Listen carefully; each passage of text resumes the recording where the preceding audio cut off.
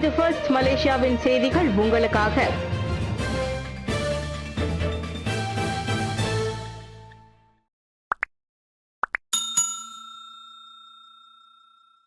பேராசிரியர் ராமசாமி மீது நாளை அதிகார துஷ்பிரயோகம் தொடர்பில் MACC விசாரணை. வழக்கறிஞர் தகவல். பினாங்கு மாநில முன்னாள் 2வது துணை முதலமைச்சர் டாக்டர் வி ராமசாமி அதிகார துஷ்பிரயோகம் தொடர்பில் நாளை நீதிமன்றத்தில் குற்றம் சாட்டப்படுகிறார். அவரின் வழக்கறிஞர் ஷம்ஷேர் சிங் திண்ட் அதனை உறுதிப்படுத்தினர். 76 வயது ராமசாமியை மலேசிய ஊழல் தடுப்பு ஆணையமான MACC பட்டர்வர்த் செஷன்ஸ் நீதிமன்றத்திற்கு கொண்டு சென்று 2009ஆம் ஆண்டு MACC சட்டத்தின் கீழ் அவர் குற்றம் சாட்டப்படுவார். அந்த சட்ட பிரிவானது அதிகாரத்தில் இருப்பவர்கள் பதவிகளை பயன்படுத்தி தங்களுக்கும் மற்றவர்களுக்கும் நன்மை பெற்றவர்களை குற்றம் சாட்டுவதாகும். குற்றம் நிரூபிக்கப்பட்டால் அதிகபட்சம் 20 ஆண்டுகள் சிறை தண்டனையும், லஞ்ச பணத்தை விட 5 மடங்கு அதிகமான தொகையில் அபராதமும் விதிக்கப்படலாம். எனினும் ராமசாமி எதிர்நோக்கவிருக்கும் குற்றச்சாட்டை MACC வெளியிடவில்லை என ஷம்ஷேர் தெரிவித்தார். போர்ச்சுகலான் ஸ்ரீ பாலசுப்ரமணிய சுவாமி கோவில் சித்ரா பௌர்ணமி விழா. ஆயிரக்கணக்கான பக்தர்கள் கலந்து சிறப்பு.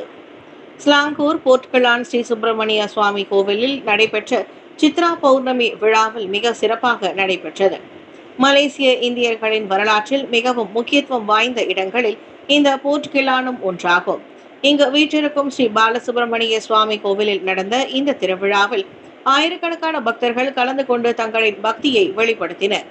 இதனிடையே மஹிமா எனப்படும் மலேசிய இந்து ஆலயங்கள் மற்றும் இந்து அமைப்புகள் பேரவையின் தலைவர் டத்தோ என் சிவகுமார் சிறப்பு விருந்தினராக கலந்து சிறப்பித்தனர். 18ஆம் நூற்றாண்டில் கங்காணி முறையின் கீழ் இந்தியர்கள் இந்நாட்டிற்குள் நுழைவதற்கு இந்த போர்ச்சுகலான் முக்கிய பங்கு வகித்தது. அப்போதைய பிரிட்டிஷ் அரசாங்கத்தின் ஆதரவுடன் வழிபாட்டு தளங்களாகவும் சமூகமாகவும் கோவில்கள் கட்டப்பட்டன. இது புலம்பெயர்ந்த இந்தியர்கள் தங்கள் நம்பிக்கைகள் மற்றும் மரபுகளை பாதுகாக்க உதவியது. இந்த சூழலில் தான் முருகப்பெருமானின் வேல் ஆரம்பகால குடியேறிகளின் ஆன்மீக வாழ்க்கையின் மையமாக மாறியது. தெய்வத்தை நிறுவுவதும் சடங்குகளின் தொடக்கமும் சமூகத்திற்கு ஒரு ஆன்மீக நங்கூரமாக அமைந்தது. இது இன்று வரை தொடர்கிறது. பமிலா வெளிநாட்டிற்கு தப்பிச் சென்றிருக்கலாம், போலீஸ் தகவல். ஏப்ரல் 9ஆம் தேதி காணாமல் போனதாக கூறப்படும் டத்தின் ஸ்ரீ பமிலா லிங் வியூவே வெளிநாடு தப்பிச் சென்றிருக்கலாம் என்ற சாத்தியக்கூறு உட்பட போலீஸ் துறை விரிவான விசாரணையை மேற்கொண்டு வருகிறது. இதுவரை மலேசிய ஊழல் தடுப்பு ஆணையமான MACC அவரின் நடமாட்டத்தை தடுத்துள்ளதோடு விசாரணையும் நடத்தி வருவதாக புத்ரஜயா மாவட்ட போலீஸ் தலைவர் துணை கமிஷனர் ஐடிஷா முகமது தெரிவித்தார். பமிலா பிள்ளைகளின் வாக்குமூலத்தை போலீஸ் பதிவு செய்யும். மேலும் சாட்சியங்களிடமும் வாக்குமூலம் பதிவு செய்யப்படும். அதோடு இன்டர்போல் எனப்படும் அனைத்துலக போலீசும் சாட்சியத்தை பதிவு செய்யும் நடவடிக்கையையும் வரையப்பட்டு வருகிறது. இதுவரை 27 சாட்சிகளிடம் வாக்குமூலம் பதிவு செய்யப்பட்டுள்ளது. இந்த வழக்கில் வேறு சில சந்தேக நபர்கள் சம்பந்தப்பட்டிருப்பதற்கான சாத்தியக்கூறுகளையும் தங்களது தரப்பினர் நிராகரித்துள்ளதாக ஐடிஷாம் வெளியிட்ட அறிக்கையில் தெரிவித்துள்ளார். பமிலா மகனிடம் வாக்குமூலத்தை பதிவு செய்வதற்கான செயல்முறையை இன்டர்போல் ஏற்பாடு செய்து வருவதாக நேற்று ஊடகங்கள் செய்தி வெளியிட்டன. புத்ரஜயாவில் உள்ள MACC தலைமையகத்திற்கு சென்று கொண்டிருந்த போது பமிலா கடத்தப்பட்டதாக கூறப்பட்டது. MH17 ரஷ்யா தான் சுட்டு வீழ்த்தியது. ஐநாவில் சிவில் விமான போக்குவரத்து மன்றம் தீர்ப்பு. 2014ஆம் ஆண்டு உக்ரைன் வானில் மலேசிய விமானமான MH17 சுட்டு வீழ்த்தப்பட்டு 298 பயணிகள் மற்றும் பணியாளர்கள் கொல்லப்பட்டதற்கு ரஷ்யா தான் காரணம் என்று ஐநா விமான போக்குவரத்து மன்றம் திங்களன்று தீர்ப்பளித்ததாக நெதர்லாந்து அரசாங்கம் தெரிவித்துள்ளது. எந்த வகையான இழப்பீடு வழங்குவது குறித்து அனைத்துலக சிவில் விமான போக்குவரத்து மன்றம் எதிர்வரும் வாரங்களில் பரிசீலிக்கும் எனவும் கூறப்பட்டுள்ளது. 2014ஆம் ஆண்டு ஜூலை 17ஆம் தேதி ரஷ்ய ஆதரவு பிரிவினைவாதிகளுக்கும் உக்ரைன் படைகளுக்கும் இடையே ஏற்பட்ட மோதலில் ஆம்ஸ்டர்டாமில் இருந்து கோலாலம்பூருக்கு புறப்பட்ட மலேசியன் ஏர்லைன்ஸ் விமானம் MH17 கிழக்கு உக்ரைனில் சுட்டு வீழ்த்தப்பட்டது. அந்த தாக்குதலில் ஈடுபட்டதற்காக 2 ரஷ்ய ஆண்கள் மற்றும் ஒரு உக்ரைனிய நபரை நெதர்லாந்து நீதிபதிகள் கொலை குற்றவாளிகளாக அறிவித்தனர். ஆனால் மாஸ்கோ இந்த தீர்ப்பை மோசமானது என்று கூறியதோடு அதன் குடிமக்களை நாடு கடத்த போவதில்லை என்றும் தெரிவித்திருக்கிறது. பிறை ஸ்ரீ செல்வ விநாயகர் இந்து பரிபாலன தேவஸ்தானத்தில் சித்ரா பௌர்ணமி மகோற்சவம். பினாங்கு பிறை ஸ்ரீ செல்வ விநாயகர் இந்து பரிபாலன தேவஸ்தானத்தில் சித்ரா பௌர்ணமி கொண்டாட்டம் இறை உணர்வோடும் சமூக உணர்வோடும் விமரிசையாக நடைபெற்றது. ஆலய மேலாண்மையை பினாங்கு இந்து அறப்பணி வாரியம் இக்கோவிலின் நிர்வாகத்திடமே ஒப்படைத்த பிறகு நடக்கும் முதல் பெருவிழா இதுவாகும். இந்த விழாவில் அறப்பணி வாரியத்தை பிரதிநிதித்து senator doctor Lingeswaran R Arunachalam கலந்து கொண்டார். ஆலய நிர்வாகத்தின் கரங்களை வலுப்படுத்தும் வகையில் மேலாண்மையை மீண்டும் ஆலயத்திடமே ஒப்படைத்ததற்கு அறப்பணி வாரியத்துக்கு ஆலய நிர்வாகத்தினர் மனமார்ந்த நன்றியை தெரிவித்துக் கொண்டனர். பிறை நகரில் மிகவும் பழமையானதும் மிகவும் போற்றத்தக்கதுமான இந்த ஆலயம் ஆழமான வரலாற்று மற்றும் கலாச்சார முக்கியத்துவத்தை கொண்டது. இங்கு சித்ரா பௌர்ணமி திருவிழா தெய்வீக சடங்குகள், துடிப்பான இசை மற்றும் சமூக நல்லிணக்கத்தால் நிறைந்திருந்தது குறித்து டாக்டர் லிங்கேஷ் மகிழ்ச்சி தெரிவித்தார்.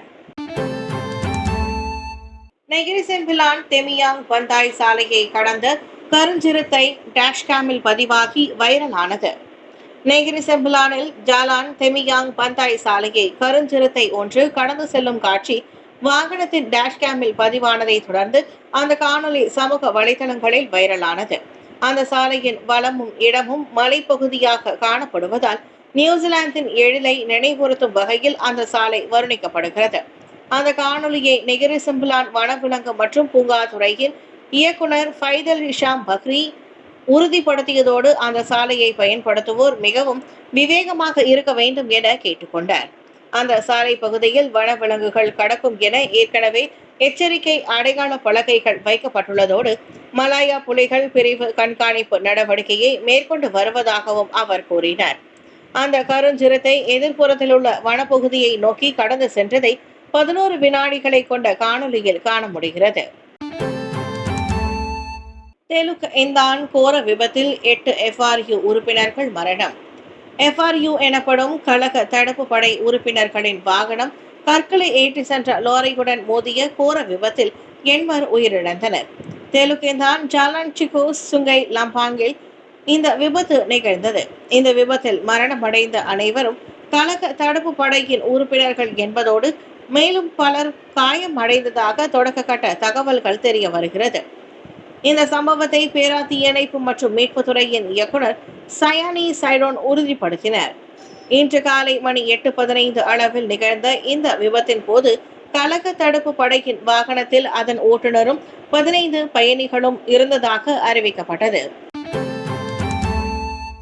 ஐபோன் விலைகளை ஆப்பிள் 43% வரை உயர்த்தலாம்.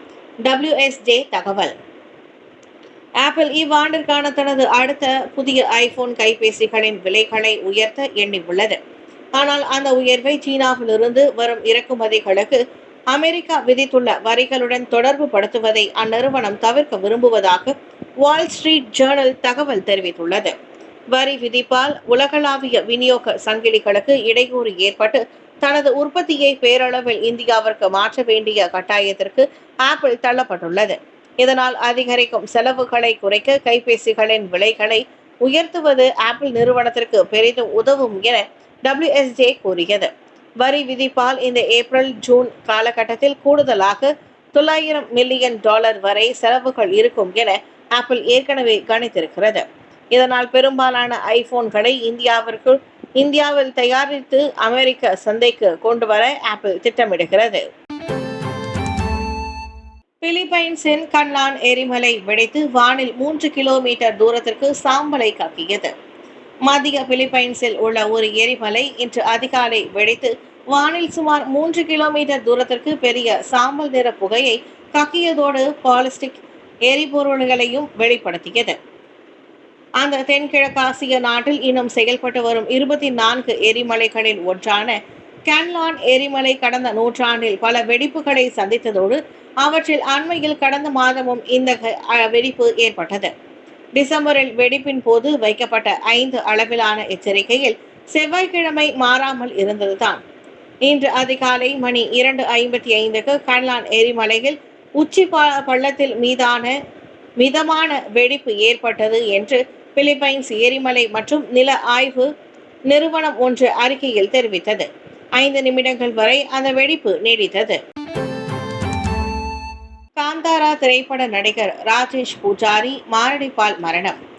நேற்று நள்ளிரவில் 33 வயதான கன்னட மற்றும் துளு நடிகர் ராகேஷ் புஜாரி மாரடைப்பால் காலமானார்.